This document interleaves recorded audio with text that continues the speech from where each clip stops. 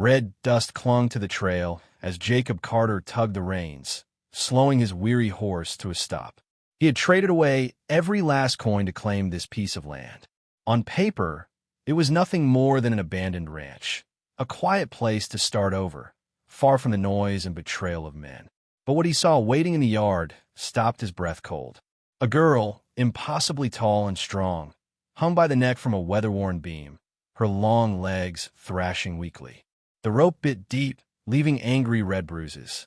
Each rattling gasp she made was barely louder than the wind through the cracked boards. She was still alive, but only just. Jacob's hand tightened on the reins, his calloused fingers trembling. He'd seen death more times than he could count, on battlefields where men screamed and blood ran like rain. But this wasn't war. This was quiet cruelty, one person deciding another wasn't worth being alive.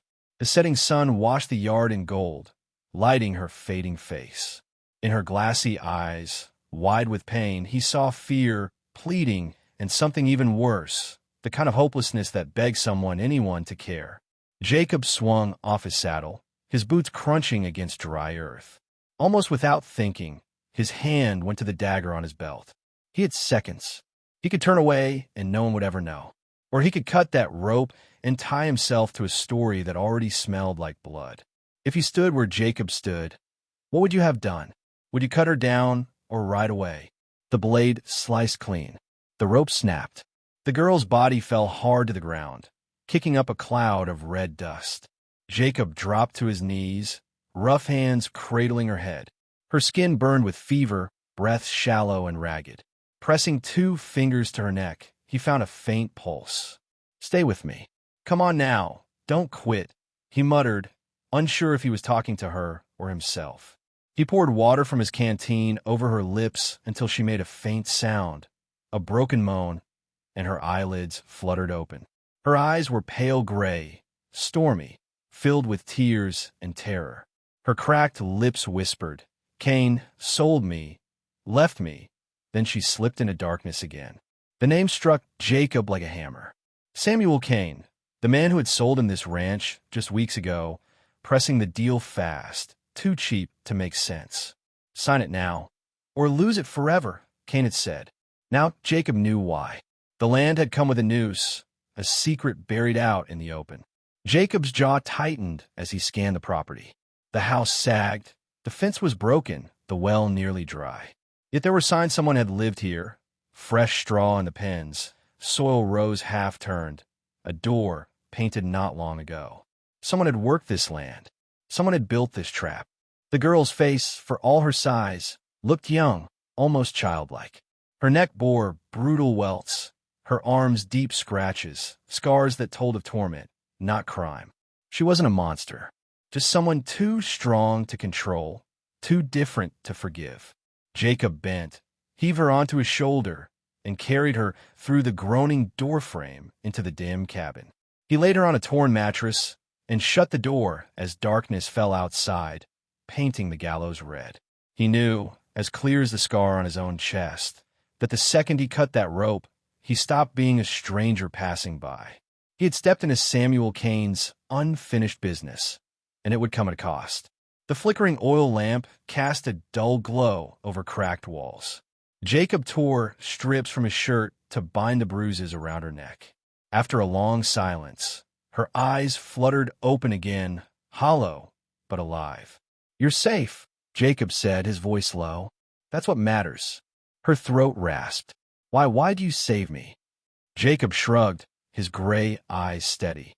"Because I swore I wouldn't leave anyone behind again."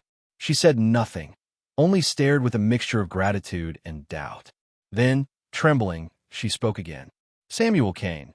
He's the one who strung me up." Jacob's teeth clenched. Cain hadn't just sold him bad land.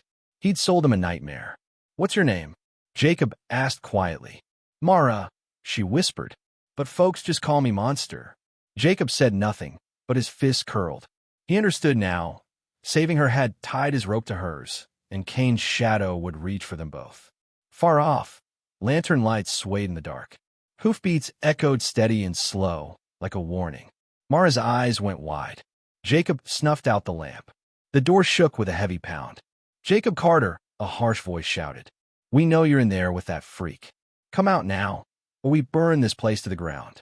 Jacob knew then Cain hadn't just sold land. He'd sold his name too. Jacob's breath was steady, but his heart pounded like distant thunder. He eased the door open and stepped onto the porch, moonlight painting his weathered face in cold silver. 5 men sat lined up on horseback, their silhouettes sharp against the dust. Pistols hung low at their sides. At the front, a man with a thick beard and eyes like a hunting wolf leaned forward in his saddle. "What do you want?" Jacob asked, voice flat, hiding the tension in his gut. The bearded man spat into the dirt. "What do we want?" "Cain's debt. He promised to pay it with this land. And with that freak in the barn. Now Cain's run off, and you're holding the bill." "I bought this ranch fair and legal," Jacob said, lifting his chin. "I've got a deed signed by the court. Whatever deal Cain made, it's got nothing to do with me." The men laughed, low and mean. "Out here," the bearded man sneered, "court papers don't mean a damn thing. The only law is the one that carries a gun." His eyes narrowed. "You got 7 days, Carter. Pay up or clear out. And leave the girl. She belongs to us." He yanked his reins hard, spun his horse, and the others followed. Their hoofbeats drummed away into the night, leaving Jacob standing still, hand tight around the grip of his revolver. Inside, Mara sat up on the mattress, her huge frame casting a long shadow on the wall. Tears glimmered in her pale eyes. Her voice shook. "You see? I only bring trouble. They'll kill you just like they tried to kill me." Jacob stood silent for a moment, staring at her. In the dim light, she didn't look like some monster to be feared. She looked like a scared kid trapped in a body too big to hide. He let out a slow breath. "Maybe I should walk away," he said quietly. "But if I leave you here, I'll never sleep again." The next 7 days were a blur. From dawn to dusk, Jacob and Mara worked the land with desperate hands. They mended fences, dug irrigation ditches, patched the old roof. Jacob pored over Cain's dirty ledger by lamplight, while Mara sewed his torn shirt with fingers so big they could crush a man, yet careful as a child learning her letters. But the days were just a rope tightening, each sunrise a reminder of what was coming. On the 7th evening, the hoofbeats came again, this time louder. More of them. A dozen riders crested the ridge, rifles glinting in the dying sun. Dust rose thick behind them, turning the horizon red. The same bearded man rode at the front, smiling like a wolf about to feed. "Carter," he shouted, "time's up. The land's ours. And so is the monster." Jacob didn't answer. He just raised his Winchester. The steel caught the last light of dusk.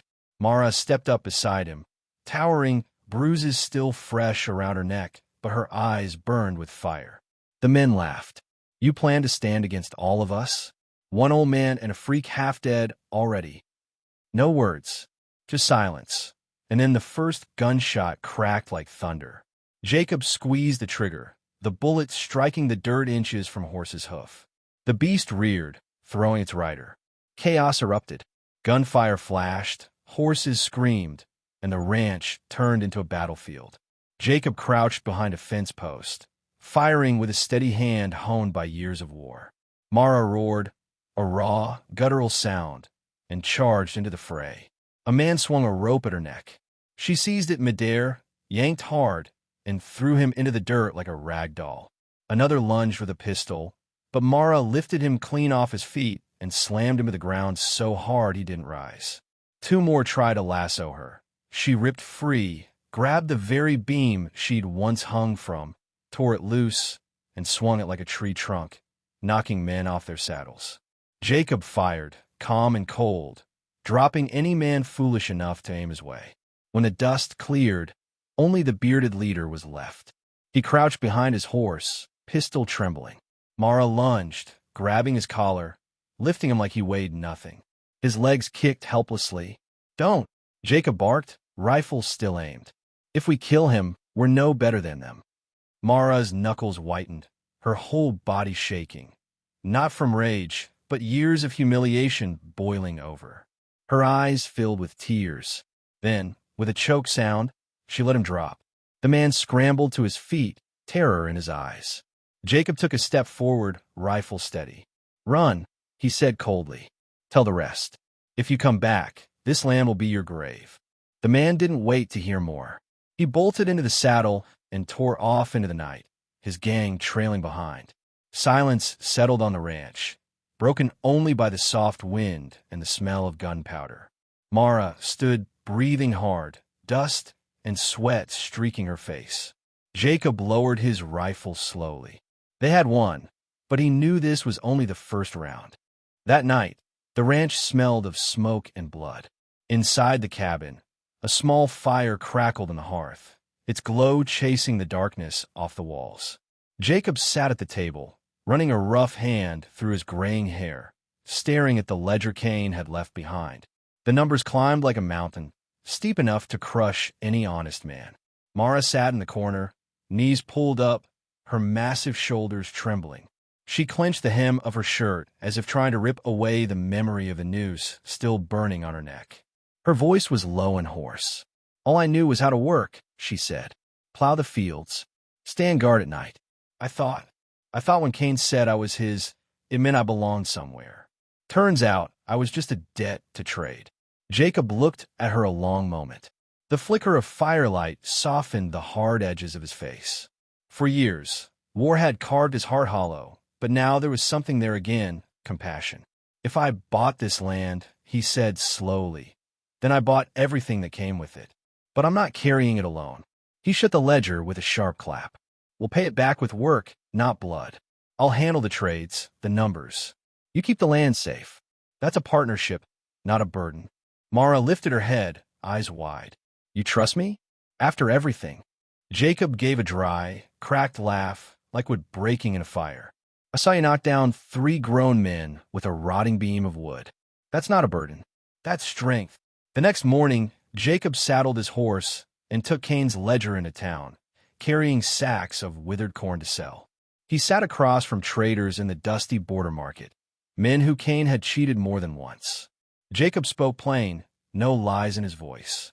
Cain ran, Jacob said, but I'm staying. Give me time. This land will bear fruit again. I'll pay every cent. His honesty caught them off guard. An old trader with a silver beard eyed him for a long time before nodding. Carter, I don't trust many men, but I trust the look in your eyes. You got 3 months. Fail, and the land is mine. Jacob returned at dusk, worn to the bone, but steady. He told Mara everything. She stood in silence for a long moment, then bowed her head. 3 months, she whispered. Then we'll make this place live again. I promise. The days that followed were hard. The western sun scorched their backs by day, and the cold bit at their hands by night. Jacob rose before dawn to plan the crops, rode into town with goods to trade, and saved every coin to chip away at the debt Cain had left behind. Mara worked with stubborn resolve. Her enormous strength rebuilt fences, hauled water, and drove off wolves that prowled the night. Yet her hands, so powerful, were gentle too, mending Jacob's shirts with awkward stitches, setting wildflowers in a chipped vase on the table. Sometimes she even laughed, a sound so pure it cut through years of being called monster. Weeks passed, and the land began to breathe again. Green rows of corn pushed up from the cracked soil. The fence line stood straight and strong. Cattle bellowed in freshly repaired pens, and clear water trickled through the irrigation ditches like blood returning to an old heart. One evening, Jacob rode back from market with a pouch of coins in his saddlebag. As he crested the hill, he saw Mara standing in the cornfield, face glowing in the red light of sunset. She held up a bundle of corn like a child showing off a prize. Her smile was wide and unguarded, her storm-gray eyes shining. Jacob laughed out loud, a laugh he thought the war had buried forever. That night, they sat on the porch drinking black coffee in chipped cups. Jacob's voice was low and steady. 3 months ago, I thought I'd bought myself a trap. Turns out, I found a home. Mara froze, blinking back tears. She placed her broad, warm hand gently over his. You believed in me, she whispered, when the whole world left me hanging. I'll never forget that. No more words were needed. The wind drifted soft through the fields, carrying the scent of young corn. For the first time in years, Jacob felt something close to peace. 3 months rolled by like a long breath over the prairie, hard and unrelenting. The wind carried red dust that coated everything. The fields, the fences, even the cabin roof. But Jacob and Mara didn't stop. They rose with the sun, worked until their hands ached, and slept bone-tired, side by side under the same leaking roof, bound not by blood but by grit. Jacob spent his mornings riding to the trading post, speaking plain with men who didn't trust easy. He bargained with every sack of corn, every strip of dried meat, saving coin after coin until his pockets jingled less like debt and more like hope. His nights were spent at the table, lamplight carving deep lines into his face as he scratched numbers in a Kane's old ledger, tracking every hard-earned cent. Mara worked the land like it was her own flesh. Her strength, once called monstrous, turned into a lifeline. She carried beams 3 men couldn't lift, stacked stones for a foundation wall, even stood guard against coyotes that prowled at the edge of the ranch. But she was more than muscle. Her clumsy, gentle hands stitched Jacob's shirts, patched torn saddlebags, and once, after a long day, she left a wildflower tucked in his cup, saying nothing about it, just smiling shyly when he found it. And slowly, something began to change. Not just the land, though the corn stood taller and greener with each passing week, but Jacob himself. The war in his eyes began to ease.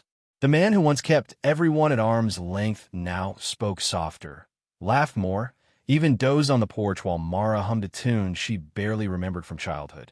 One evening, after Jacob returned from market with a few more coins toward their debt, he found Mara sitting on the porch steps, barefoot, dirt smeared on her face. She was holding one of the calves that had been born that week, its gangly legs kicking. She cradled it like it weighed nothing at all, a broad smile spreading across her face. "You'll scare that poor thing half to death holding it like that," Jacob teased, setting down his saddlebag. Mara grinned sheepishly. "He's not scared, just stubborn." Jacob shook his head, unable to hide a smile. "Sounds like someone else I know." For a moment, the world felt almost normal. Not a ranch bought with blood, not a ledger full of Kane's lies, just 2 people sitting in the fading light, sharing quiet laughter. Jacob realized then how rare it was to find someone who didn't just share your work, but your silence too. Later that night, Jacob set down the ledger, rubbing his tired eyes. "That's halfway gone," he said. "We're making progress."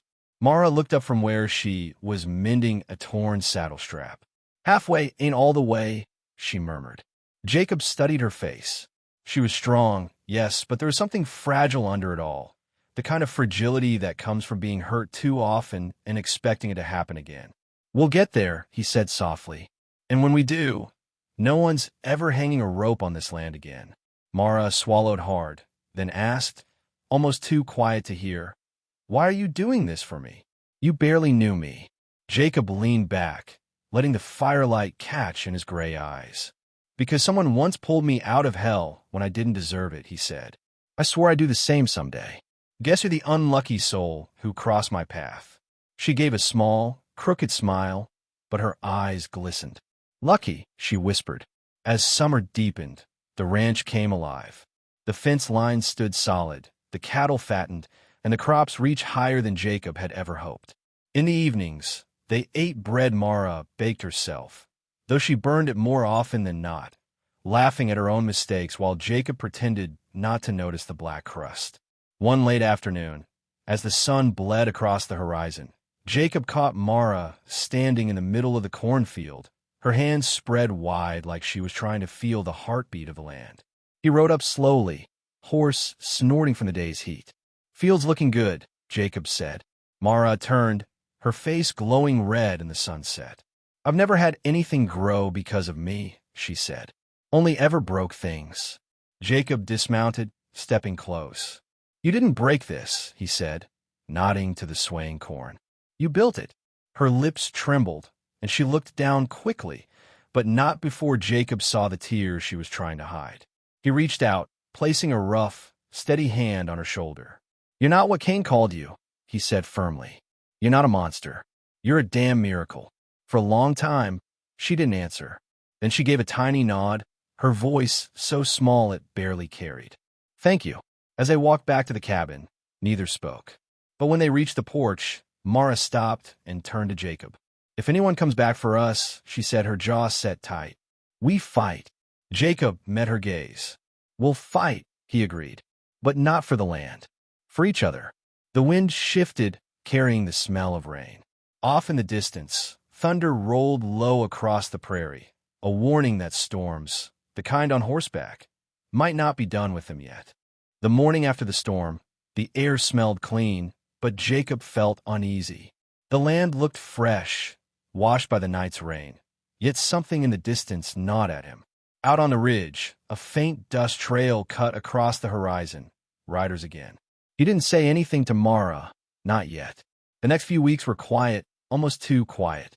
Jacob and Mara worked from dawn to dark, pushing the ranch forward, but he kept checking the hills every evening, watching for lanterns or hoofbeats. The debt was shrinking, but trouble was still out there, waiting. One night, as Jacob closed up the barn, Mara stepped out of the shadows. "You're looking at the hills again," she said softly. "You think they're coming back?" Jacob sighed, brushing dirt from his hands. "Men like that don't forget. Cain left them angry and broke. They're not going to let it go easy." Mara lowered her eyes. "If they kill me, it fixes their problem. You don't have to stand in their way." Jacob stared at her for a long moment, then shook his head sharply. "I'm not letting them string you up again. Not while I'm breathing." Something shifted in Mara's face, something softer than gratitude. She didn't answer, but she followed him back to the cabin and sat by the fire, her big hands still for once, like she was holding words she couldn't say. The ranch kept changing. The corn grew tall, cattle fed well, and the cabin finally stopped leaking when it rained. Mara even started humming in the mornings as she worked, off-key but warm. Jacob found himself smiling at it, even though he never said why. One evening, after hauling water, Mara sat on the porch, watching the sunset turn the sky bright orange. Jacob poured 2 cups of coffee, sat beside her, and handed her one. "You ever think about leaving this place?" Mara asked quietly. Jacob sipped his coffee. "No, I came here to build something real. I'm not running." "Even if they come back?" she asked. "Especially if they come back," he said. Mara let out a short laugh, shaking her head. "You're stubborn." "So are you," Jacob said with a small smile. "Guess that's why we're still here." The next morning, Jacob rode into town with a wagon full of core to trade. The market was busy, and people were starting to look at him different. Less like a stranger, more like a man who kept his word. When he handed over his coins, the old trader with the silver beard gave a nod. "Almost there, Carter," the man said. "You clear this debt, you'll have earned this land fairer than anyone I've seen." Jacob tipped his hat, but the words didn't lift the weight off his shoulders. He knew Cain's gang wouldn't care about deeds or debts. Out on the prairie, law was decided by whoever held the gun. He rode home as the sun dipped low, dust curling behind his horse. Mara was waiting by the fence, eyes searching his face as he rode up. "What is it?" she asked. Jacob swung down from the saddle, his jaw tight. "They're out there. I saw fresh tracks on the road. They'll be coming soon." Mara's lips pressed thin. "Then we'll be ready." That night, the two of them sat by the fire. Jacob cleaned his rifle in silence, every motion slow and careful. Mara sat on the floor near the hearth, running a whetstone along the edge of an old axe she'd pulled from the barn. The air between them was heavy, not with fear, but with a quiet understanding. Finally, Mara spoke, her voice low. "I'm not afraid of dying. I just don't want you to die because of me." Jacob looked at her, the firelight catching the lines of his face. "You're not the reason. Cain is. Men like him. People who think they can buy and sell lives. That's who I'm standing against." For a long time, neither of them spoke. Outside, the wind picked up, rattling the loose boards on the porch. Somewhere far off, a coyote howled. Jacob slid the rifle shut with a soft click and leaned it against the wall. "We're not running," he said finally. Mara nodded once. "Then I'll fight beside you." The next day, they worked harder than ever. Jacob set up barricades along the fence line, checked every round of ammunition, and cleared sight lines across the yard. Mara moved heavy beams into place, her muscles straining, sweat running down her neck, but she never complained. By sunset, They were as ready as two people could be against a gang of killers. Jacob sat on the porch, cleaning his revolver one last time, while Mara stood in the yard, her shadow long in the fading light. The land around them was quiet, too quiet. And in that silence, Jacob heard what he'd been waiting for all along, the distant thud of hooves growing closer. The sound of hooves rolled closer, slow and steady, like someone beating a drum in the distance. Jacob and Mara didn't speak. There was no need. The moment they had been waiting for had arrived. The evening sun was sinking low, bleeding red across the sky. Jacob stood from the porch and set his rifle across his shoulder, but his eyes weren't hard. They were tired, the way a man looks when he's done running from his past. Mara stood in the yard, her broad hands clenched, jaw tight, her huge frame casting a long shadow over the dust. "You can still slip out the back," Jacob murmured, glancing at her. Mara shook her head firmly. "And leave you to fight alone? Not happening." Jacob gave a faint smile, one corner of his mouth lifting. "Figured you'd say that." The hoofbeats grew louder. Through the rising dust, Jacob counted more riders than last time, at least a dozen, maybe more. Lanterns swung from their saddles, throwing long, jerking streaks of light across the prairie. At the front rode the same bearded man, his cruel grin wide in the fading sun. "Carter!" the man bellowed as he reined his horse to a stop. "We gave you your 7 days. Now the land's ours. And that freak of yours? She's coming with us." Jacob stepped down off the porch, boots crunching in the dirt. His voice was calm, but steady as stone. "This land's paid for. I've earned it. You've got no claim here." The man barked a laugh. "You think paper means anything out here? This is Cain's debt, and Cain's debt don't die just because he ran off. You either pay us now, or we take payment our own way." Mara stepped forward, towering, her storm-gray eyes locked on the man. Her voice was low but carried clear across the yard. "You're not taking me. Not alive." The riders jeered, spitting into the dust. "Listen to her," one of them called. "Monster thinks she's human now." Another laughed. "We'll hang you higher this time, so no one cuts you down." Jacob's hand slid to his rifle. "That's enough talk," he said coldly. "You've got one chance. Turn around and ride out while you still can." The bearded man's grin vanished. "Get him." The first gunshot cracked through the air. Jacob dropped to one knee. The butt of his Winchester pressed firm against his shoulder. His shot kicked up dirt near a horse's hoof, making it rear and scream. Chaos broke loose. Bullets tore through the yard, sparks flying as lead slammed into wood and stone. Jacob fired with the steady hand of a man who'd seen too many battlefields. Every round was deliberate. Every shot meant to send a message. This land wasn't theirs for the taking.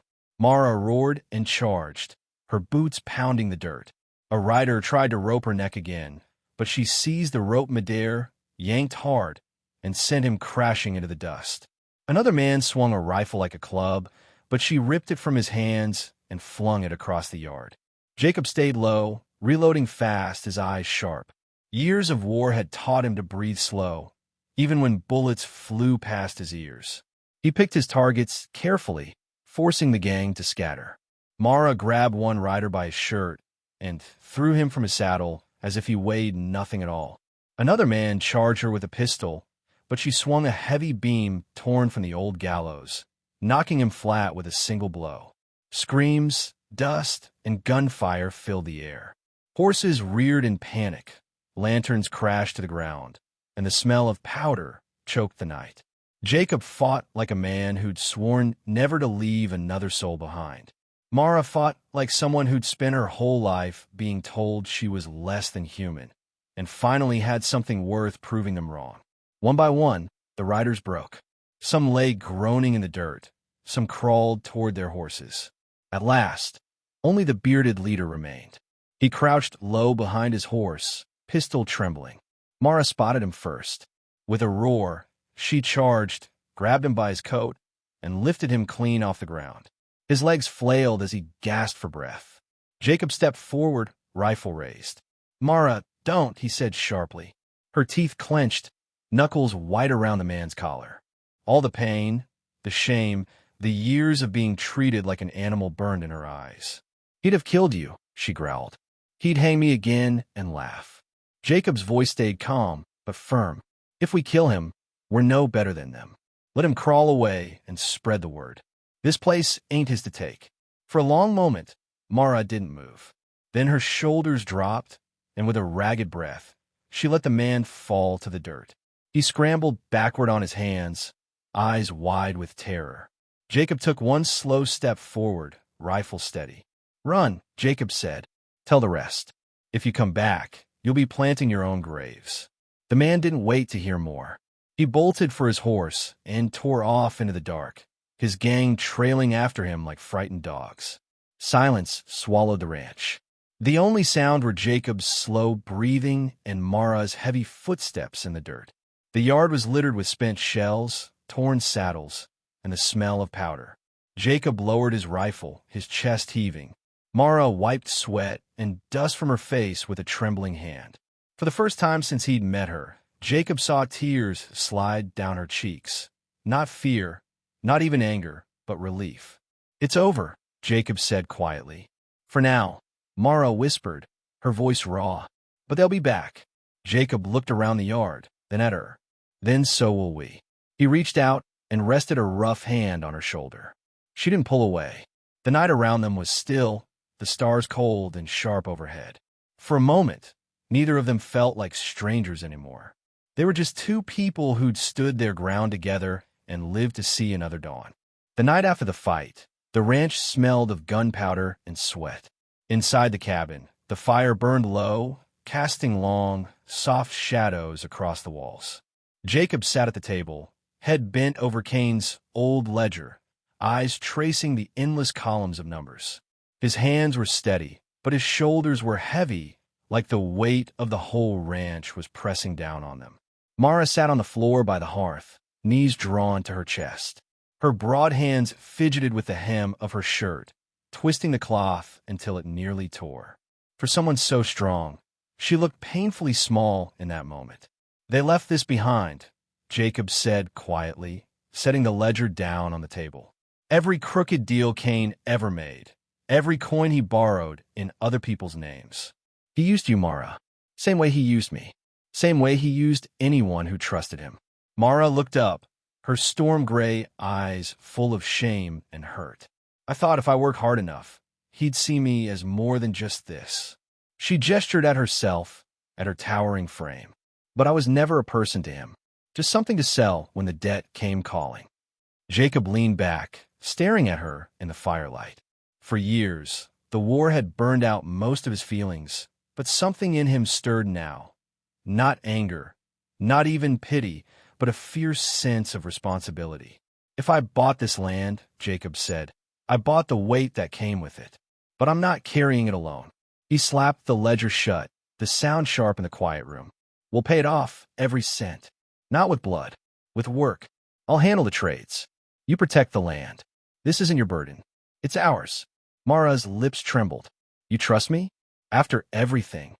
Jacob let out a dry laugh, rough as gravel. "I saw you swing a rotting beam and knock down 3 grown men. That's not a burden. That's strength." The next morning, Jacob rode into town again. The traders watched him carefully, waiting for him to lie like Cain always had. But Jacob didn't lie. He laid the ledger on the table, showed them what he owed, told them what he could pay. "Cain ran," Jacob said plainly. "But I stayed. Give me time, and this land will pay you back in full." The old trader with the silver beard studied him for a long moment, then nodded slowly. "Carter, I don't trust many men, but I trust a man who looks me in the eye and doesn't blink. You got 3 months. Fail, and the land's mine." When Jacob rode back into the yard at dusk, Mara was hauling timber with her bare hands, sweat streaking down her face. She looked up, worried. "What did they say?" 3 months, Jacob answered, swinging down from his horse. 3 months to make this land live. Mara stood still for a moment, then nodded firmly. "Then we make it live." The weeks that followed were the hardest of Jacob's life. They woke before sunrise, worked until dark, and still there never seemed to be enough hours in the day. Jacob rode to market, bartered for seed, and saved every coin. Mara built fences straight as rifle barrels, patched the roof with her own 2 hands, and drove off wolves that tried to slip in at night. But there were quiet moments, too. Sometimes Mara hummed a tune while she worked, something soft and broken, like a song she'd half forgotten. Sometimes Jacob caught himself laughing at nothing, the way a man laughs when he's surprised to still be alive. One evening, after Jacob returned from town, Mara stood barefoot in the cornfield, holding up an armful of green stalks. "Look," she said, grinning wide. "It's growing." Jacob laughed, a real laugh, deep in his chest, a sound he thought the war had taken from him. "You did that," he said. "We did," Mara corrected, her eyes bright in the fading sun. Later that night, as they sat on the porch sipping black coffee, Jacob spoke softly. "3 months ago, I thought I'd bought myself a trap. Turns out I found a home." Mara froze, her wide hands tightening on the cup. "You believe in me?" she whispered. Jacob looked at her for a long moment. "I believe in what we're building," he said simply. Her lips trembled. For the first time since he'd cut her down from that rope, Mara let herself cry openly, not out of fear or pain, but because someone finally saw her as more than what the world called her. The debt wasn't gone yet, but Jacob didn't care. For the first time in years, he had something worth fighting for. 3 months passed in a blur of sweat, dirt, and stubborn will. The prairie still howled with wind and red dust, but the ranch had changed. Rows of corn stood tall and green. The cattle were fat and lively, the fences straight and strong. Fresh water flowed in the ditches like blood running back into an old heart. Jacob rose before sunrise each day, riding into town with goods to trade, setting aside every coin to chip away at Cain's poisoned debt. At night, no matter how bone-tired he was, he sat at the table, adding up numbers by lamplight, eyes steady with purpose. Mara worked beside him with the same relentless resolve. Her great strength turned the ranch from a dying patch of dirt into living ground. But her hands were gentle too, mending Jacob's shirts, setting wildflowers in a chipped vase on the table, laughing sometimes like a child who had never known such freedom. One evening, after a long day in the fields, Jacob rode home to find Mara standing in the yard, her face glowing in the soft light of sunset. A group of calves ran clumsily at her feet, and she laughed, loud and bright, the kind of laugh that chases away ghosts. Jacob dismounted and just watched her for a moment. That laugh alone was worth more than every coin he'd earned. They sat on the porch together that night, sipping coffee as the sky turned dark. Jacob's voice was low and steady. "When I came here, I thought I'd bought a trap," he said. "But I found something I didn't know I was looking for. A reason to stay alive." Mara looked down, tears shining in her storm-gray eyes. "You believed in me when no one else did," she whispered. "You cut me down when the world left me hanging. I'll never forget that." The last payment was made 2 weeks later.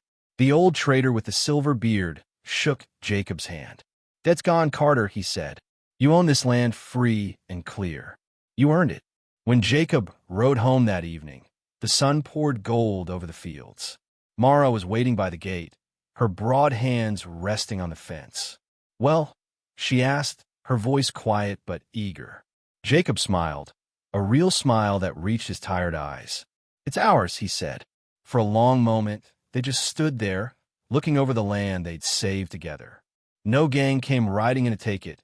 No ropes swung in the wind. Just peace, fragile but real. Later, as they sat by the fire, Mara spoke softly.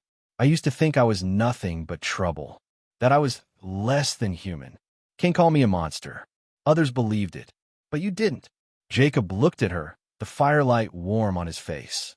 "The only monster out here was Cain," he said, "and men like him who think lives can be bought and sold. You're not a monster, Mara. You're the reason this place is alive." She swallowed hard, then gave a small smile. "And you're the reason I'm alive." Outside, the wind swept softly through the corn, carrying the scent of fresh earth. The prairie would always be harsh. Someday trouble might return. But Jacob wasn't alone anymore, and Mara wasn't hanging from a rope.